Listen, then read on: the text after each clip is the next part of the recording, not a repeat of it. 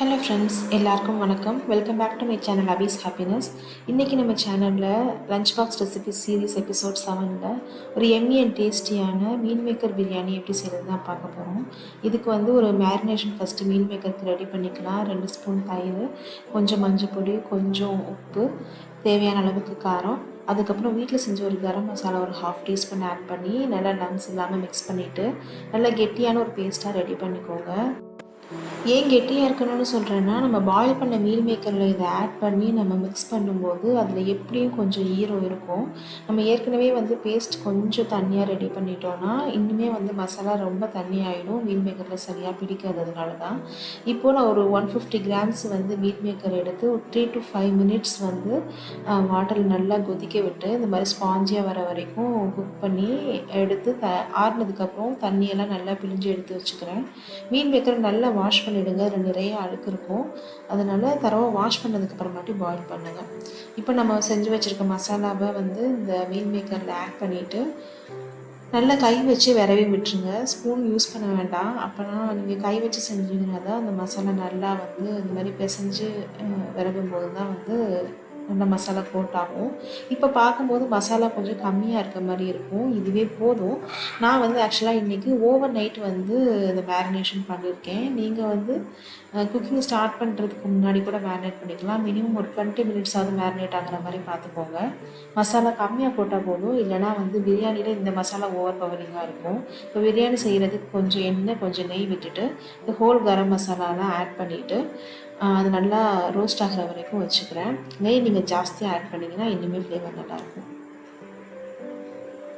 இப்போ இது கூட ஒரு 3 மீடியம் சைஸ் பெரிய வெங்காயம் நீளமாக கட் பண்ணி வச்சுருக்கேன். அதை ஆட் பண்ணி நல்லா ஃப்ரை பண்ணிக்கிறேன்.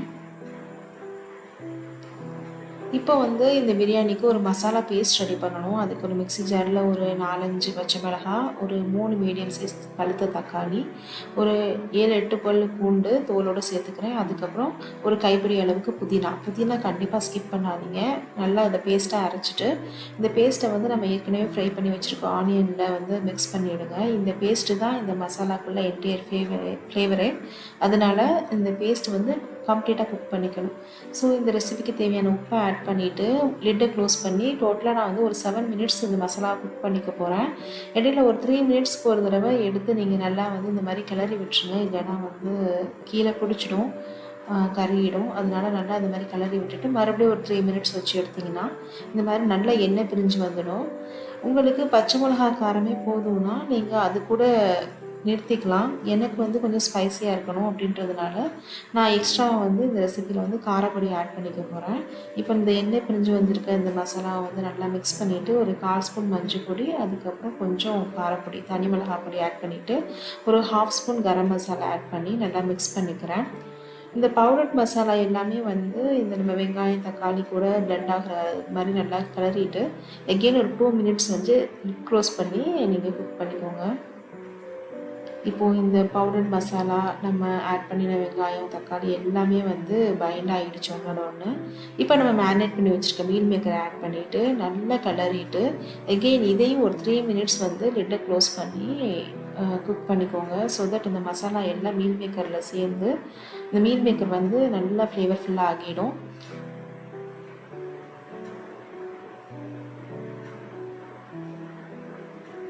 இப்போ எப்படி நல்லா பைண்ட் ஆகிருக்குன்னு நீங்கள் பார்க்கலாம். இப்போ நான் ஒரு 250 கிராம்ஸ் ரைஸ், நார்மல் சாப்பாட்டு அரிசி 30 மினிட்ஸ் போல் ஊற வச்சு எடுத்து வச்சுருக்கேன். இதை ஆட் பண்ணி இந்த மசாலா கூட நல்லா மிக்ஸ் பண்ணிவிட்டு நான் இதுக்கு தேவையான அளவுக்கு தண்ணி விட்டுக்க போகிறேன். ஆக்சுவலாக 250 கிராம்ஸ் ரைஸ்னால் நார்மல் ரைஸும் போது 1 லிட்டர் தண்ணி விடணும், 1000 ml விடணும். நான் இது கொஞ்சம் பொலபொலன்னு வரணுன்றதுக்காண்டி ஒரு 900 to 925 ml தான் விட்டுருக்கேன். நீங்கள் இதே மாதிரி வச்சிங்கன்னா கொஞ்சம் ரைஸ் தனித்தனியாக நல்லா குக் ஆகி வரும். இப்போ இதை நல்லா மிக்ஸ் பண்ணிவிட்டு கொஞ்சம் புதினா ஆட் பண்ணிவிட்டு இந்த டைமில் நீங்கள் டேஸ்ட் பார்த்துக்கோங்க. உப்பு காரம்லாம் கொஞ்சம் முன்னாடி இருக்கணும். ஒரு 3 மினிட்ஸ் கொதிக்க விட்டிங்கனால இந்த மாதிரி ரைஸ் எல்லாம் மேலே வந்துடும். இப்போ நீங்கள் லிட்டை க்ளோஸ் பண்ணி எக்ஸாக்டாக ஒரு 8 to 9 மினிட்ஸ் நீங்கள் குக் பண்ணிவிட்டு லோயஸ்ட் ஃப்ளேமில் குக் பண்ணிவிட்டு அதுக்கப்புறம் ஒரு 30 செகண்ட்ஸ் ஹை ஃப்ளேமில் வச்சிங்கன்னா ஒரு விசில் வரும். அந்த விசிலோட நீங்கள் ஆஃப் பண்ணிவிட்டு ஸ்டீம் ரிலீஸ் ஆனதுக்கப்புறம் ஓப்பன் பண்ணிங்கன்னா வந்து பிரியாணி நல்லா பொலப்பொலன்னு வரும், குழையாமல் வரும். இது வந்து நார்மலான சாப்பாடு ரைஸ்க்கு. ஸோ இது குக்கரில் ஆகிட்டு இருக்கும்போது நான் வந்து ரைத்தா தான் இன்றைக்கி செய்ய போகிறேன். அதனால் வந்து ஒரு 4-5 மீடியம் சைஸ் பெரிய வெங்காயத்தை எடுத்து இந்த மாதிரி சாப்பரில் போட்டு குட்டி குட்டியாக சாப் பண்ணி எடுத்துக்கிறேன். இது வந்து நான் லஞ்ச் பாக்ஸுக்கு கொடுத்து விட போகிறேன். அதனால் இது ஒரு 3 டீஸ்பூன் வீட்டில் செஞ்ச கெட்டி தயிர் கூட கொஞ்சமாக காய்ச்சி ஆற வச்ச பால் ஆட் பண்ணிக்கிறேன். கூடவே கொஞ்சம் உப்பு அண்ட் ஃபைனாக சாப் பண்ண க்ரீன் சில்லிஸ் ஒரு 2 ஆட் பண்ணிக்கிறேன். நீங்கள் இமீடியட்டாக சாப்பிட போகிறீங்கன்னா நீங்கள் இந்த பாலை ஸ்கிப் பண்ணிக்கலாம். ரொம்ப புளிச்சிடக்கூடாதுன்றதுக்காண்டி நான் பால் ஆட் பண்ணிக்கிறேன். இப்போது ஸ்டீமெல்லாம் போயிடுச்சு. ஃபுல்லாக வந்து பிரியாணி வந்து கம்ப்ளீட்டாக ரெடி ஆகிடுச்சு. பாருங்கள், பார்க்குறதுக்கு எவ்வளோ அழகாக இருக்குது. எப்போதும் போல் சைட்ஸில் இருந்து மெதுவாக கிளறி விட்டிங்கன்னா வந்து உங்களுக்கு ரைஸ் உடையாமல் வரும். அந்த குக்கர் ஓப்பன் பண்ணும்போதே வீடு ஃபுல்லாகவே நல்ல கமகமன்னு வாசனை வரும். இந்த புரட்டாசி மாதம் இல்லை நான்வெஜ் சாப்பிட முடியாதுன்ற டைமில் வந்து உங்களோட நான்வெஜ் பிரியாணி கிரேவிங்ஸ்க்கு வந்து கண்டிப்பாக இந்த ரெசிபி ஒரு நல்ல ரீப்ளேஸ்மெண்ட்டாக இருக்கும். ஒரு ரைஸும் நல்ல நீளமாக குக் ஆகி அவ்வளோ உதிரியாக வந்திருக்கு. எப்போவுமே நார்மலாக நீங்கள் ரைஸ் செய்யும் போதுமே ரைஸ் செஞ்சு முடிச்சதுக்கப்புறமா அது ஒரு வேறு பாத்திரத்தில் மாற்றி வச்சிட்டிங்கன்னா இந்த மாதிரி ரைஸ் கெட்டியாகாமல் லாஸ்ட்டு வரைக்குமே வந்து தனித்தனியாகவே இருக்கும். நார்மலாக நீங்கள் ரைஸ் செஞ்சாலும் ஓகே தான். ஸோ நம்மளோட இப்போ சூப்பரான ப்ரோட்டீன் ரிச் அண்ட் ஹெல்த்தியான மீல் மேக்கர் பிரியாணி ரெடி ஆயிடுச்சு. இதில் வந்து நான் 250 கிராம்ஸ் ரைஸுக்கு நியர்லி 150 கிராம்ஸ் வந்து மீல் மேக்கர் ஆட் பண்ணியிருக்கேன்.